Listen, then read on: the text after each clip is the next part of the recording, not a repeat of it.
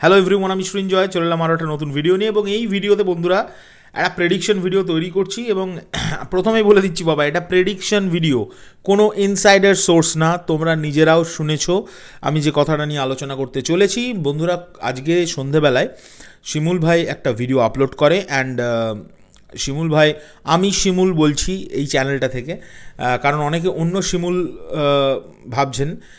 আমাদের ইউটিউবার শিমুল ভাই আমাদের খুব কাছের একজন ভাই। তো ওর ইন্টারভিউ থেকে আমি যেটা জানতে পারলাম, রায়হান রফি ভাই, এবং আমরা সকলেই জানতে পেরেছি, আমি শুধু কেন জানতে পারলাম, রায়হান রফি ভাই একদম ক্লিয়ার করে দিয়েছেন যে বাংলাদেশ থেকে একজন নায়িকা থাকবে তুফান সিনেমায়, এবং মানে ইন্ডিয়া থেকে একজন জনপ্রিয় অভিনেতা থাকবে যার সঙ্গে আগে কখনো শাকিব ভাই কাজ করেননি। তাহলে আমরা এই কথাটার থেকে কি মানে আশা করতে পারি, কে হতে পারেন? দেখো, শাকিব ভাই ভারতবর্ষের জনপ্রিয় একজন অভিনেত্রী যার সঙ্গে কাজ করেননি এরকম দুটো নাম এক্ষুনি আমার মাথায় আসছে।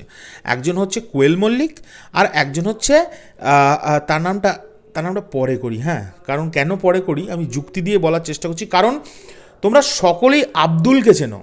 আব্দুল আমাদের সমস্ত আব্দুল ওয়ান অফ দেম, যাদের জন্য এই চ্যানেলটা আজকে এই জায়গায়, মানে এই চ্যানেলের সাকসেস বলো বা এগিয়ে যাওয়া বলো। আব্দুলের মতো আমার ভাইয়েরা যদি না থাকতো আমাদের চ্যানেলের সঙ্গে, we are a big zero. So আব্দুলের সঙ্গে আমার কথা হচ্ছিল এই বিষয়টা নিয়ে। আব্দুল আমায় সুন্দর একটা মানে উদাহরণ দিল, এবং আমি তখন আব্দুলকে বললাম যে ভাই, তাহলে আমি এটা নিয়ে একটা ভিডিও করি না, মানে একটা প্রেডিকশন ভিডিও তো করতেই পারি। এটা আমার মনে হচ্ছে, আমি মনে হচ্ছে ভিডিও তৈরি করছি। সো বন্ধুরা, যদি তোমরা ভাবো যে শাকিব ভাইয়া আমাদের ইন্ডিয়ান অ্যাক্ট্রেস বা কলকাতার সবচেয়ে জনপ্রিয় অ্যাক্ট্রেসদের মধ্যে কাদের সঙ্গে কাজ করেননি, তার একটা লিস্ট তোমরা নিজেরা বানিয়ে আমাদের কমেন্ট করো। এবং তার মধ্যে তোমরা, আমি শিওর, প্রথম নামটা কোয়েল মল্লিক আসবেন। এবং অনেকে চাইছেন কোয়েল মল্লিক অভিনেত্রী, কোয়েল মল্লিক সুপারস্টার নায়িকা আমাদের ইন্ডিয়ার, ওয়েস্ট বেঙ্গলের। তো তিনি এই ফিল্মে কাজ করুক। কিন্তু ওয়েট, এটা আমরা সকলেই জানি তুফান ইজ আ অ্যাকশন ফিল্ম। তুফান একটা অ্যাকশন ফিল্ম, একটা গ্যাংস্টার ড্রামা। সো একটা গ্যাংস্টার ড্রামার নায়িকা হতে গেলে তাকে প্রচণ্ড ফিট হতে হবে।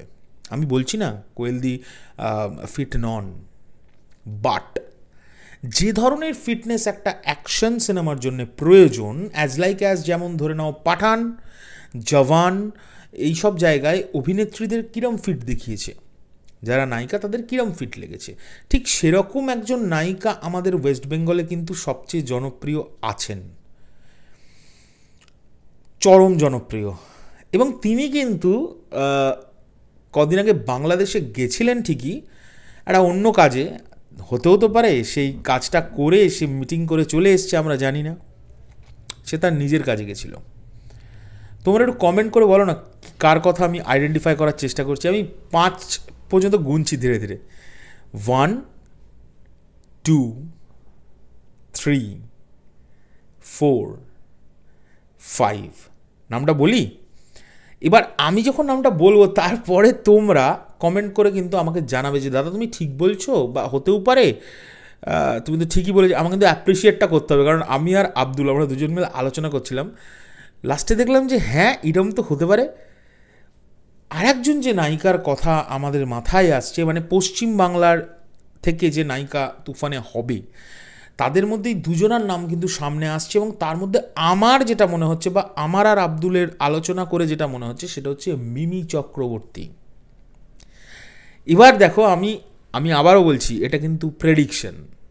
ওই রকম একটা অ্যাকশন ওরিয়েন্টেড ড্রামাতে রায়হান রফি ভাই নিজে শিমুল ভাইয়ের ইন্টারভিউতে বলেছেন যে যাকে ইন্ডিয়ার অ্যাক্ট্রেস আমরা নেব, বা কলকাতার অ্যাক্ট্রেসকে, তিনি চরম জনপ্রিয়। এবং শাকিব ভাই তার সঙ্গে এর আগে কাজ করেননি।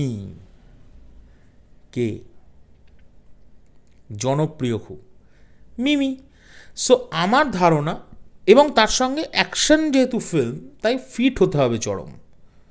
এবং সেই ফিটনেস যদি জওয়ান, পাঠান বা তোমরা কেজিএফই যদি ধরো, যেটা বলছে রায়হান রাফি ভাই, তার স্বপ্নটা এই ধরনের সিনেমা, বা পুষ্পা, তাদের নায়িকাদের ফিগারটা কী ছিল, মানে ফিট, একদম ফিটফাট যেটাকে বলে, চাবুকের মতো চেহারা, এরকম কিন্তু একমাত্র এখন এবং জনপ্রিয় এবং শাকিব ভাইয়ের সঙ্গে এর আগে কাজ করেনি মিমি চক্রবর্তী। তাহলে কি তুফান সিনেমার আমি প্রেডিক্ট করছি বা আমি ভাবছি মিমি চক্রবর্তী? দেখা যাক কী হয়, তোমরাও আমায় কমেন্ট করে জানিও। এখনকার জন্য চললাম, পরবর্তী ভিডিও নিয়ে খুব শিগগিরই দেখা হচ্ছে। আরও কিছু জিনিস যদি মাথায় ঘোরে তাহলে আমি কিন্তু তোমাদের কাছে আনবো। অ্যান্ড যেরকম খবর আমরা দিতে চেষ্টা করি সবসময়, ফাস্ট অ্যান্ড ফিউরিয়াস, মজা করে যেটা বলি আমি পৌশালিকেও, আমরা সবসময় ফাস্ট অ্যান্ড ফিউরিয়াস, যে খবরটা কানে আগে আসবে আগে একটুখানি দেখে নেব, তারপর থেকে দিয়ে দেবো। আর এখনকার জন্য চললাম, ভিডিওটা ভালো লাগলে অবশ্যই লাইক কমেন্ট শেয়ার করো। আর যদি কোনো কিছু ভুলচুক মনে হয় নিজ গুণে মাফ করে দেয়। এখনের জন্য টাটা।